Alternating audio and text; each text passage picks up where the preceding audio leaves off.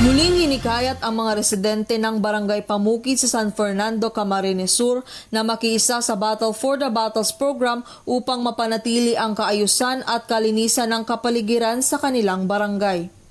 Ang nasabing programa ay nagsimula pa ng taong 2019 sa pangunguna ni Barangay Captain William Masapol na may layuning mapanatili ang kalinisan at mas maging organisado ang pag-aayos ng mga basura sa Barangay Pamukid. Ayon kay Barangay Captain William Masapol, muli siyang nananawagan sa mga residente na makiisa sa layunin ng nasabing programa sa pamamagitan ng pangongolekta o pag-iipon ng mga basura na ilalagay sa loob ng mga plastic bottles. Dagdag pa ni Masapol, ito ay isang sustainable program at mainam umano itong gawin dahil imbis na sunugin at magkalat-kalat ang mga basura ay kokolektahin ang mga ito upang mapakinabangan pa.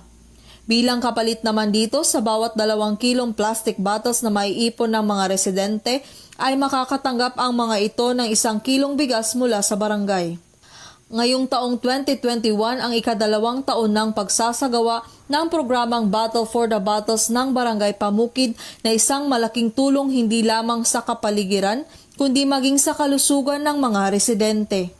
Mula dito sa Camarines Sur, ito si Viel Nicoltan, nag-uulat, SMNI News.